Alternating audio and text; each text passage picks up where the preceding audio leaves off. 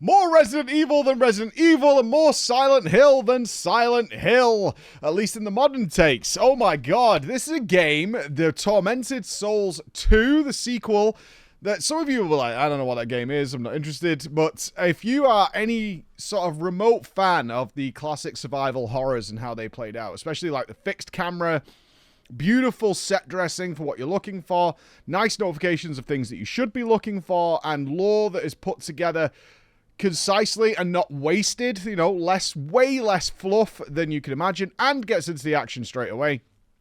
I'm so happy this game was on our list. I'm so happy. This was actually the game that when we spoke about what we're going to play during our little spooky week here, the team was like, there's lots of little choices that can fit in the third one, like the guarantees with Silent Hill F and like Little Nightmares 3. This one was like, but we played it. We played the original 4 years ago. It came out in 2021, I think. And I remember having a really good time with it. I remember being relatively short. It was like 10 hours. But what an absolutely good, solid package. Perfect? No, but like a really good, solid package from devs who cared about the source and really enjoyed that genre and wanted to modernize it, bring it up to the modern era compared to like the early 90s or whatever when the original like Resident Evils and Silent Hills came out, and not only pay homage, but make their own thing. And I'm glad to see that a sequel did get made and it came out. And it amazed me when I checked the store page when I was going to pick it up on Steam, because I wanted to play it, is that it was just like overwhelmingly positive. I was like, oh, good. Really good. That seems like a good thing, because this is not a game that's going to be picked up by the masses, right? It's not going to have that giant marketing budget behind it. But to see the people who know love it, that's a good sign. And I have to say, we're 8 hours into this now. It's so fun. It's just so fun. It is exactly what I'm looking for in a horror-ish game of this type. It is exactly what I'm looking for. It's spooky, it's weird, it's got tension. Let's talk about it then. So it follows a lot of the classic rules. On the hardest mode that's available, which I think is just normal, because they have a harder difficulty, but you have to finish the game first to unlock that.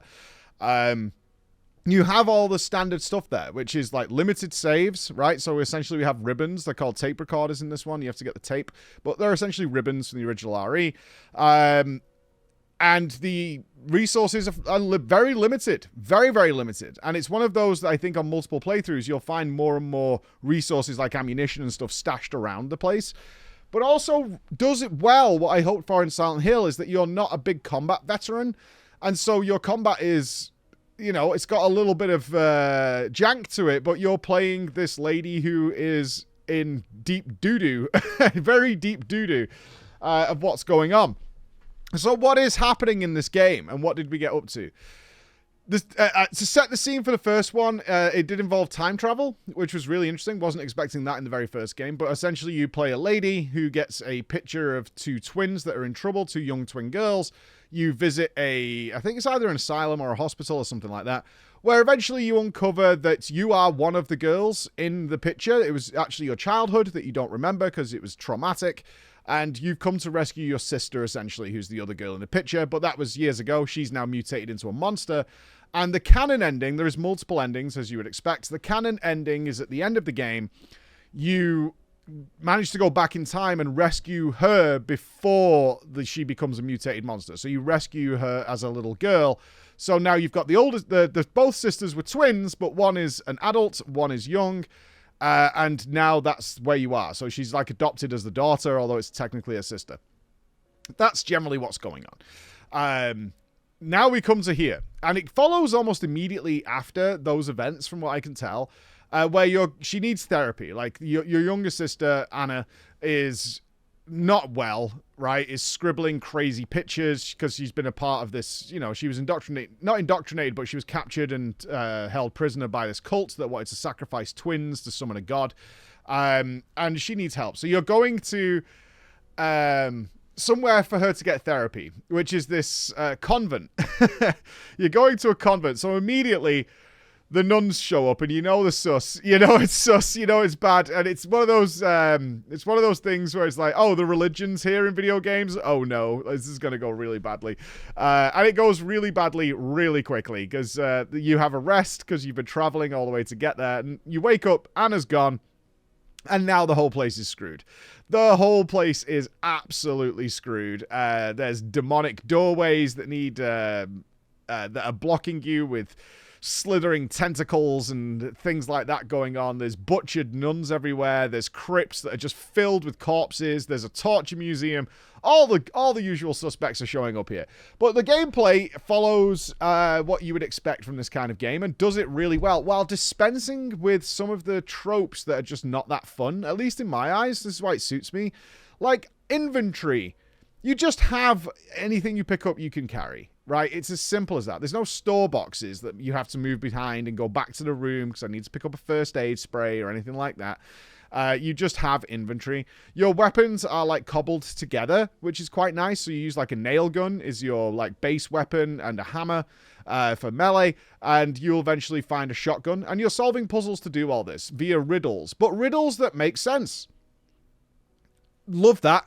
Absolutely love that, is that you can sit and think for about 20 seconds and be like, oh, okay, so it might, the shotgun puzzle is a great example, is you're in a bell tower, and the poem that reads is like, and Big John hollered second across the land, while his smaller yet still large brother went third, and blah, blah, blah. And Little John, with the highest voice of them all, resonated and it's like this, but basically it's saying, big bell, slightly smaller bell, other bell, and you've got 4 bells that are different sizes, and then you just piece them together and bang them in the order with the hammer, and the shotgun opens up. Like, it's a puzzle that makes sense.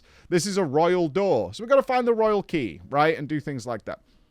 But moving through it, we get that wonderful thing, and again, the quality of life is there, is the map that they give you auto tracks which doors are locked, which doors you haven't tried yet, where you've completed tasks, which I really love. It'll just put a little like circle with a tick in it to say you have done the puzzle in there. So if you get stuck or get lost, it's not here.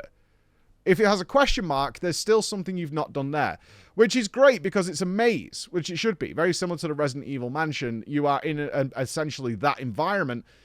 That's a total maze, and then throughout the gameplay, you're going to unlock various doors and shortcuts, and you're going to find ways to places that unlock from another side, so now you can travel back through there, giving you smoother transitions between these areas. So it starts very, very claustrophobic, and then opens up and move around, and wonderfully, no respawning enemies, because resources are very scarce.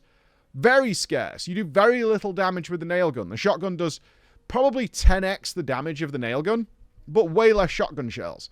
So you really have to make that choice and then try and weave in melee, which means you're probably going to get hit. You're probably going to take damage. Healing is limited.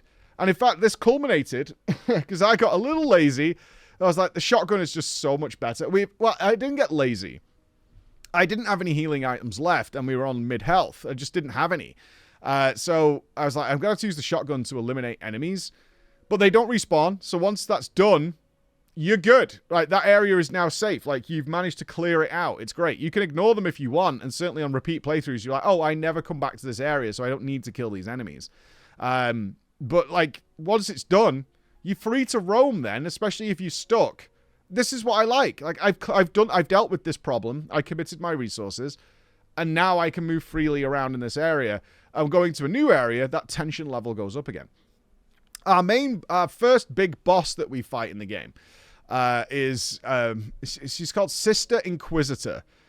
And you see her earlier on in the game, she's like 8 foot tall, wearing this like bloody hood. And she is the enforcer of any nuns that happen to sin, or at least, you know, they get told they've sinned and are tortured to death, essentially.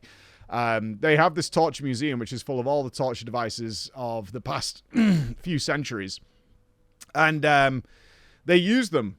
Mother Lucia, who is running this place, she uses them on the nuns and just tells them, like, oh, well, if you're not sinful, God will protect you. Yeah, right. Okay, we're putting you in a brazen bull and setting you on fire. Like, that's not happening. Well, that's the sort of sketch. It's like, we think you've sinned, but if you've not sinned, you'll be fine, right? It's like throwing the witch in the river. It's exactly the same situation. It's like, if you're not a witch, then you'll float, right? Because witches don't float. And you're like, well, you still drowned, though. So, whatever. But what's great is they build up the character of Sister Inquisitor by finding diary notes. So you can ignore them, obviously, but if through the notes you find out that Sister Inquisitor is not some hidden beast that's locked in the cellar that they throw down to. On occasion, she walks through the halls of the Covenant, and she's rotting, and they do this really heavy description of the smell and her breath. Even just passing her in the hallway, you smell that breath, which is like corpses bubbling. Just rotten clothes and something hiding beneath that hood that intimidates the other nuns, but they're all part of this belief that they're going to a better life, and this is all part of it, right? They're totally bought into this cult-like environment, and which makes it extra weird, because you think about the mega monsters in these horror games as being something like, oh, they keep it locked in the basement, or it's in the crypt, you know, noises resonate through the building. This one, no, Sister Inquisitor just is a part of the convent. She's there, and she wanders the halls this way and freaks them out, especially the other nuns who are trying to stick to being good and pure so they can go to the eternal happiness and sing alongside God or whatever for the rest of eternity. And that's cool, man. That's all it needs. It needs, like, a little paragraph of dialogue, a little paragraph of notes. It's not pages and pages. Is all it's needed to set the scene of what is happening here and making sense. And then for you Silent Hill fans, they have another world.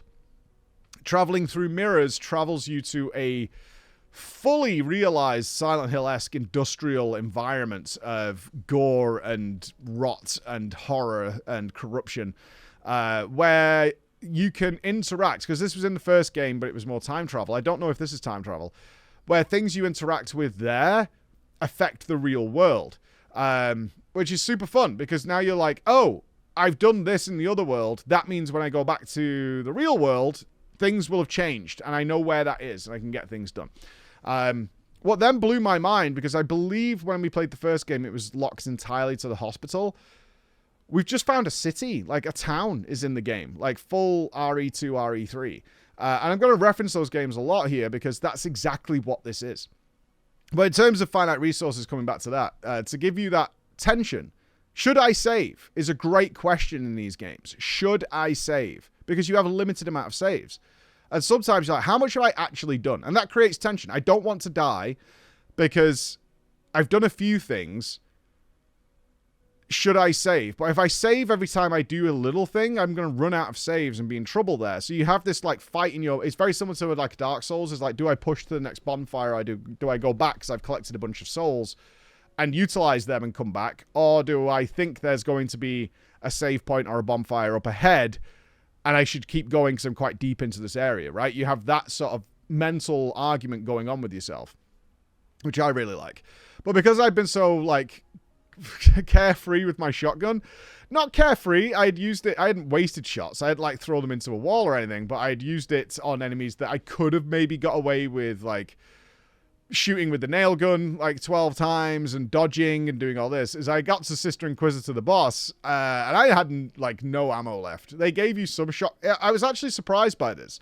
One of the mantras I've had for a long time, and this was proven in like Evil Within on its hardest difficulty, is that if you have a boss fight and they generally provide the resources in the boss fight to deal with it, just on the off chance the player gets there and doesn't get soft locked because you can't do anything.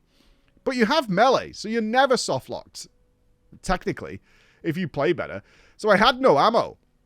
And the Sister Inquisitor fight involves her having obviously a ton of health. She has an enormous mace that she's swinging at you and has a big range. And the combat's not great. I'm not saying this is like the perfect game or anything. The combat's not incredible, but it's good enough.